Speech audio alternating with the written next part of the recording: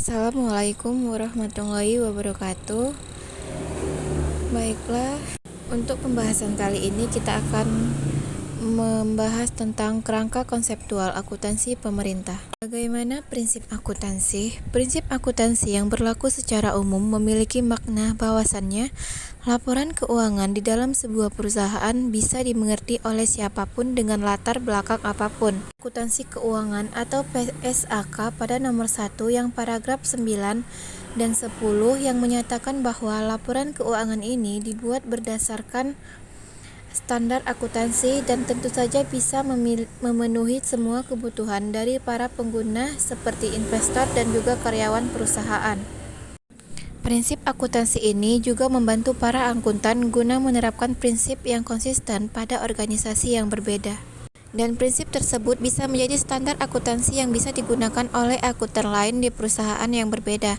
Bentuk dari prinsip akuntansi tersebut meliputi konvensi, aturan, dan prosedur yang dilakukan guna merumuskan praktik akuntansi dalam perlakuan umum ketika saat-saat tertentu. Selanjutnya, metode akuntansi harus memenuhi beberapa kondisi yang diklasifikasikan sebagai berikut. Yang pertama, metode akuntansi akan digunakan pada kasus yang mempunyai nilai yang cukup signifikan serta kondisi yang memungkinkan guna memakai metode tersebut. Yang kedua, metode ini mendapatkan dukungan dari kajian-kajian akuntansi profesional dan juga lembaga yang berwenang. Yang ketiga, metode ini secara tertulis meraih dukungan dari para pengajar dan juga akuntan yang memiliki kredibilitas. Selanjutnya, prinsip akuntansi berlaku umum menggunakan acuan dari berbagai macam sumber, di mana salah satunya adalah Ikatan Akuntansi Indonesia yang terdiri dari: yang pertama, prinsip akuntansi mendapatkan pengakuan dan juga pengatur standar dari IAI. Yang kedua, pernyataan dari lembaga, badan, hingga pakar dalam pelaporan keuangan yang menimbang isu-isu akuntansi dan prakteknya serta berlaku secara umum. Kondisi syarat dari proses tersebut diatur oleh IAI dan sudah dibuka untuk publik. Yang ketiga, pernyataan dari lembaga atau badan diakui oleh pengatur standar akuntansi yaitu AIA, namun belum dibuka dan dikomentari oleh publik. Yang keempat, praktik dan pernyataan umum resmi dan benar secara luas diakui sebagai ketentuan umum dan lazim pada institusi tertentu.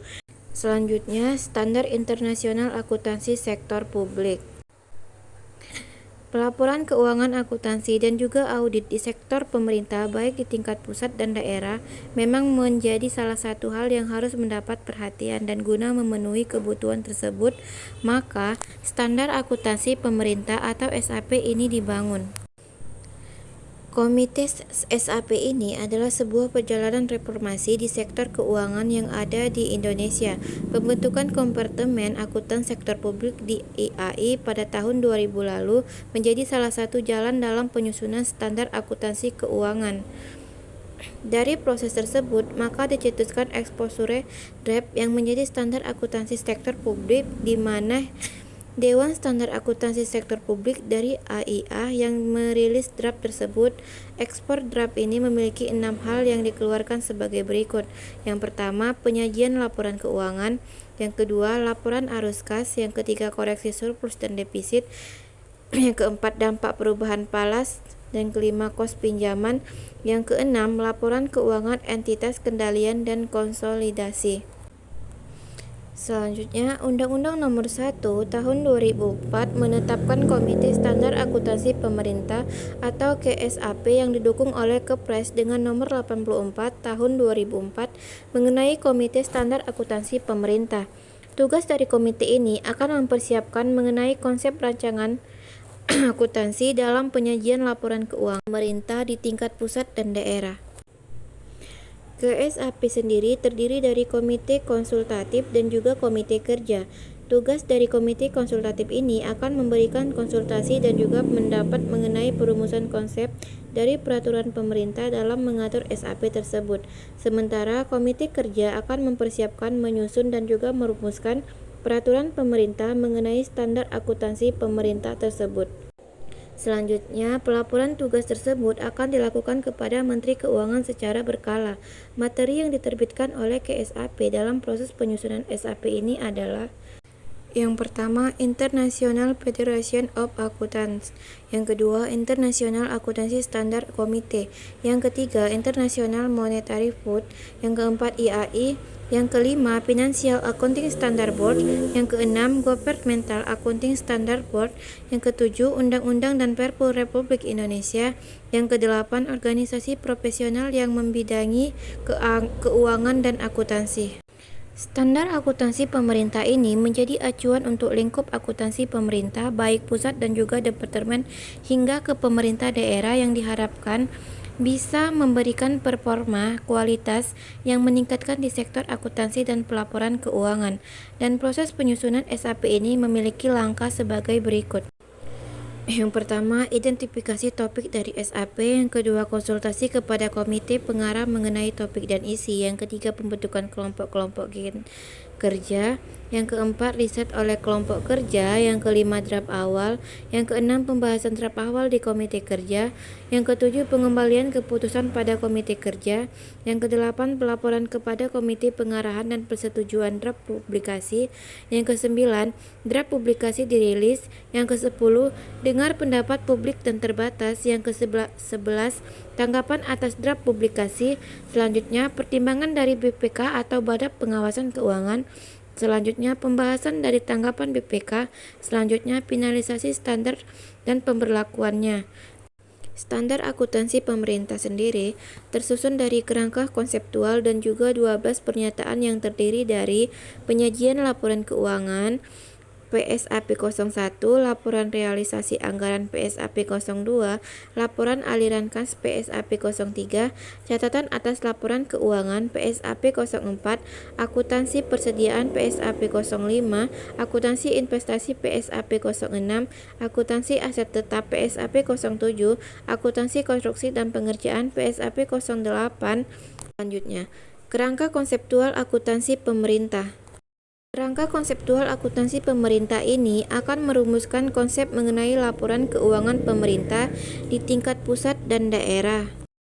Kerangka konseptual akuntansi pemerintah ini memiliki fungsi utama sebagai bahan acuan di sektor akuntansi dan keuangan yang bisa diatasi ketika terjadi sebuah masalah di bidang akuntansi yang belum diatur di dalam SAP.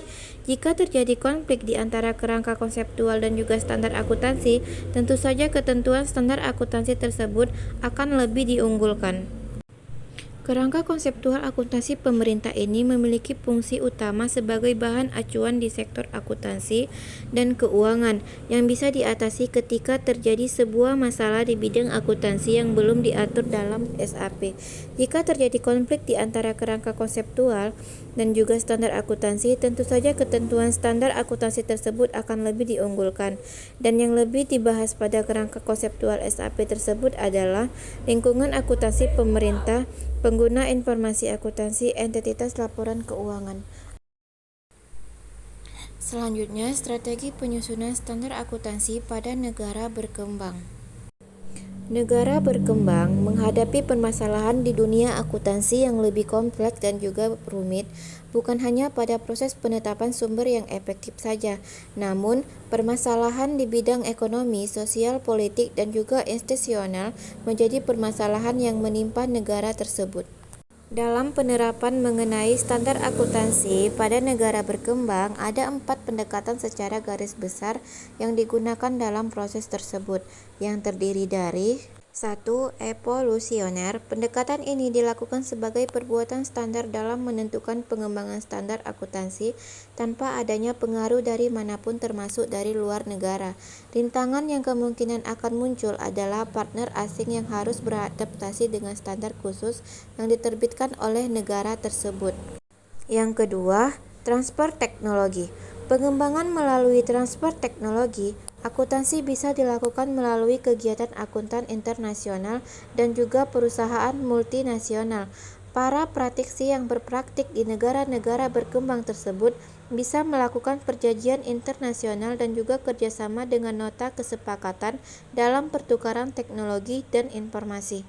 Selanjutnya, yang ketiga, standar akuntansi internasional. Salah satu pendekatan yang bisa dilakukan oleh negara berkembang adalah dengan menggunakan dan berketetapan standar akuntansi internasional. Cabang intern bergabung bersama International Accountant Standard Board atau IASB guna menerapkan ketentuan di dalam standar akuntansi negara.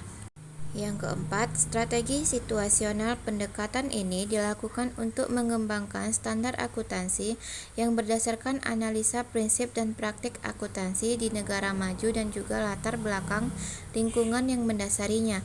Strategi ini akan meminta pertimbangan terhadap faktor diagnostik guna menentukan standar akuntansi yang berkembang di negara-negara tersebut. Tujuan kerangka pemerintah konseptual akuntansi. Kerangka pemerintah konseptual akuntansi bertujuan untuk mempertimbangkan ciri khas lingkungan pemerintahan dalam menetapkan tujuan akuntansi dan pelaporan keuangan. Beberapa ciri penting yang dipertimbangkan meliputi struktur pemerintahan, otonomi pemerintahan, pengaruh proses politik, pajak dan pelayanan, serta keuangan pemerintah yang berperan penting dalam pengendalian. Anggaran menjadi dokumen formal yang penting dalam pengendalian keuangan pemerintah, penilaian kinerja, dan laporan keuangan. Investasi dalam aset tidak langsung juga menjadi faktor penting dalam pelaporan keuangan pemerintah. Semua ini menunjukkan bahwa laporan keuangan pemerintah harus dipertimbangkan dengan cermat dan terperinci untuk memastikan akuntabilitas dan transparansi pemerintah kepada publik.